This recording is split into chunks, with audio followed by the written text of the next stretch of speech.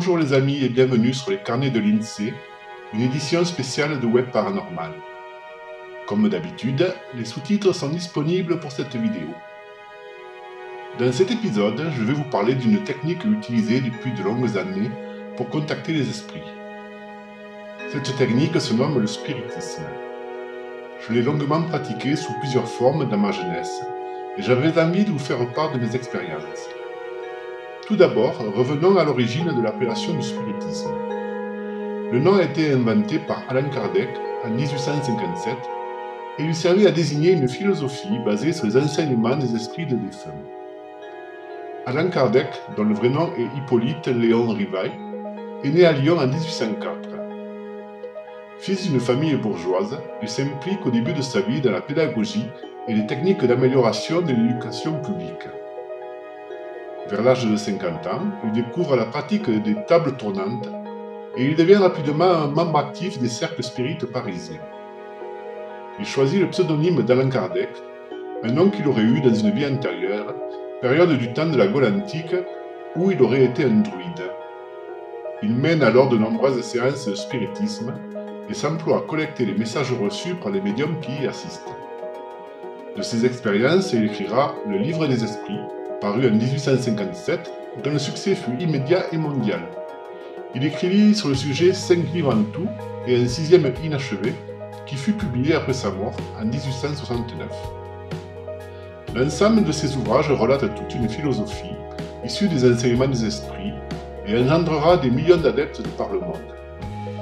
Ils sont encore très nombreux à adopter et vivre cette philosophie, et le Brésil en a fait une véritable religion qui compte plus de 6 millions de fidèles.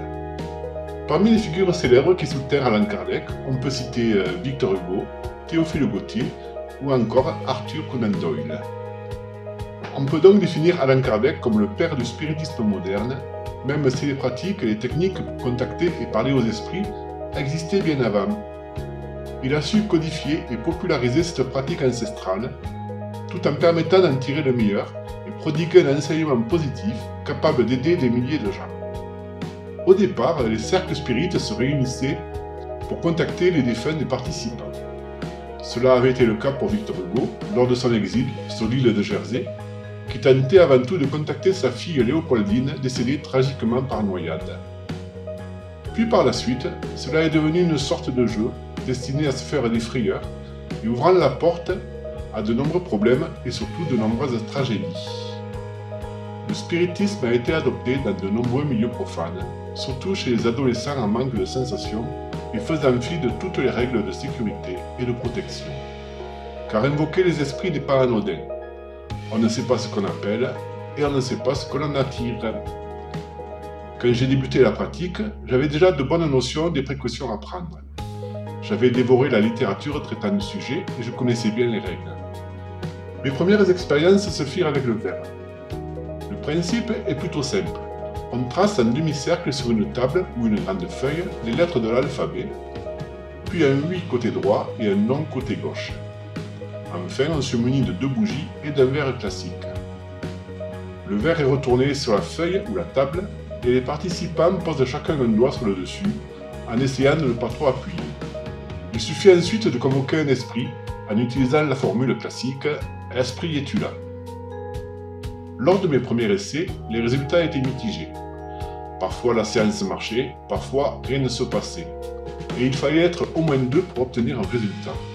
Mais quand ça fonctionnait, il était possible de poser diverses questions à l'esprit et le verre se déplaçait sur la table pour épeler les réponses. Il restait toujours la question de savoir si un des membres de la séance poussait volontairement le verre. Toutefois, comme mes premiers comparses étaient des membres de ma famille et des amis, j'ai vite écarté cette possibilité. Nous pouvions aussi avoir des effets qui n'étaient pas liés au verre, comme demander à ce que des bruits se fassent dans la pièce, ou faire monter la flamme des bougies. Cela démontrait bien qu'une influence extérieure était à l'œuvre, indépendamment de l'action physique de la part des participants. Pendant les séances, je me suis rapidement rendu compte que les réponses obtenues étaient souvent farfelues, et l'esprit censé répondre à mes demandes n'était pas toujours celui qu'il paraissait être. Certains petits malins, venus de l'au-delà, utilisaient ce moyen pour se recharger et n'hésitaient pas à se faire passer pour des membres défunts de la famille ou d'autres personnes connues. Malgré des prières de protection effectuées avant chaque séance, il arrivait toujours un moment où un petit malin prenait le pas dans la discussion. Plus tard, je continuais la pratique à l'aide d'un guéridon, une petite table à 3 pieds. Le principe est différent du verre. On appose les mains sur les bords de la table, puis on pose les questions. Quand la réponse est oui, la table bascule et tape une fois, et quand la réponse est non, elle bascule et tape 2 fois. Nous n'étions que 2 à faire tourner cette table et nous pratiquions plusieurs fois par semaine. Cela devenait presque une drogue, et à chaque fois nous étions pressés de recommencer. Les premiers temps, nous avions contact avec un esprit sympa, nommé Rose, avec qui nous échangions sur plusieurs sujets. Les séances se passaient très bien et la table réagissait parfaitement. Nous pouvions même la faire se promener dans la pièce. Mais au bout de plusieurs semaines, d'autres entités commencèrent à intervenir. Même si nous refusions de communiquer avec elles, elles tentaient de s'imposer et faisaient partir notre amie Rose.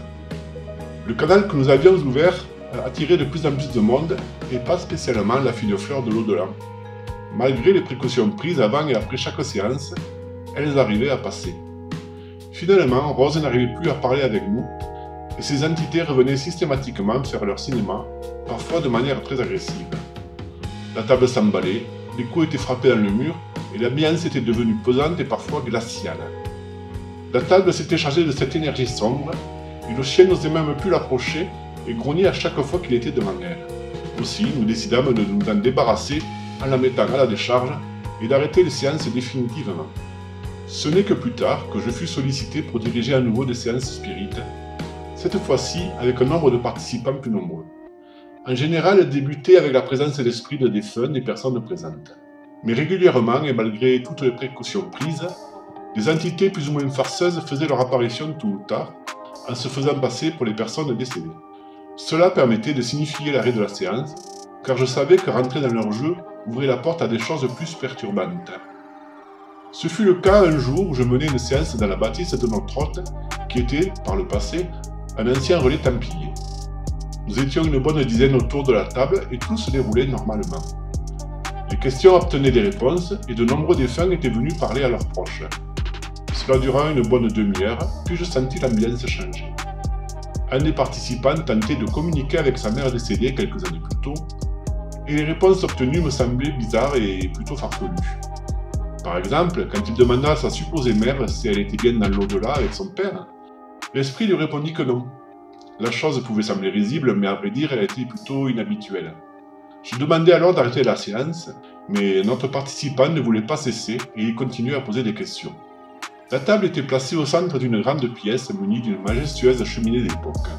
L'air devint de plus en plus glacé et une sorte de brume sombre commença à sortir du mur, provenant du dessus de la cheminée.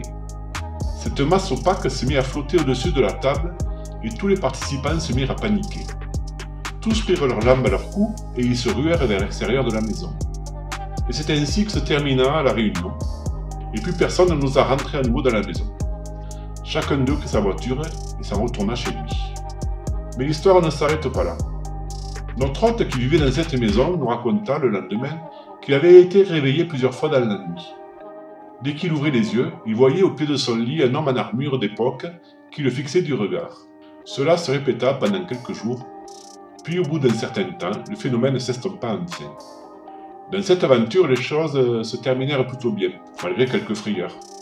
L'ensemble des protections que j'avais mises en place limitèrent les dégâts. Mais il m'arriva que ces protections ne soient pas suffisantes, et j'eus le cas de la rentrée d'une entité non humaine, persistante, dans notre monde physique. Cela se déroula en été, dans un lieu en bord de mer, dont je tairai le nom, mais fortement chargé en énergie résiduelle et tellurique. Après une courte séance, où nous n'étions que 5 personnes, je sentis immédiatement qu'une entité maléfique s'était invitée parmi nous. Un des participants commençait à rentrer en transe et j'interrompis immédiatement le contact. Ce pauvre homme était tout retourné et il mit un moment à revenir dans son état normal. Mais le soir, en rentrant chez lui, il eut la peur de sa vie. La tête d'une vieille femme aux cheveux longs, sans yeux dans les orbites oculaires, lui apparut. Cette tête flottait dans les airs, et cela le terrifia tant et si bien qu'il ne put rester dormir chez lui. Et c'est paniqué qu'il m'appela, et je dû mettre en place un certain nombre de protections afin qu'il ne soit plus ennuyé. Mais l'entité était toujours là, et je la pris sur moi pour mieux la maîtriser, afin de pouvoir la renvoyer dans son monde. Cela prit du temps car elle était coriace, Malgré mon expérience en la matière, je dus m'y reprendre à plusieurs fois et pendant plusieurs jours. Elle possédait mon bras et cela demandait des efforts pour la contenir car il s'agissait d'une entité ancienne. Elle me livra son nom, que j'éviterai de donner ici pour ne pas lui donner un nouveau point d'accroche, et elle m'envoyait régulièrement ses sentiments de haine et d'agressivité. Au final, je réussis à m'en débarrasser, mais je reste prudent depuis car je sais qu'elle a déjà réussi à passer dans notre monde et qu'elle ne demande qu'à revenir. C'est pour cela que le spiritisme ne doit pas être pratiqué à la légère. Même pour un habitué et un praticien des sciences occultes, des problèmes peuvent intervenir. J'ai été en capacité d'éliminer le problème, mais combien d'amateurs ont-ils fait entrer ce genre d'entité dans notre monde? Certaines d'entre elles sont agressives et pourront provoquer maladies, accidents et malheurs. Aussi, si je peux vous donner un conseil, évitez de pratiquer les séances de spiritisme. Laissez vos morts ramper, car en voulant les contacter, vous vous exposez à une foule de problèmes qui vous mettront en danger, vous et vos proches. J'ai moi-même cessé cette pratique depuis des années, car au final ça n'apporte pas grand-chose. Si vous souhaitez parler à vos défunts, faites-le en pensée. Avec la pratique, vous ressentirez leurs réponses, mais évitez tout de même de les harceler et vivez votre vie du mieux que vous le pouvez. La vie est suffisamment belle pour être vécue et il n'est pas nécessaire de regarder dans la mort pour dire à nos défunts qu'on les aime. Merci pour votre écoute et comme d'habitude, pensez à cliquer sur le pouce bleu pour m'aider au référencement. Pensez à vous abonner si ce n'est déjà fait et partagez avec vos amis. A bientôt sur les carnets de l'INSEE.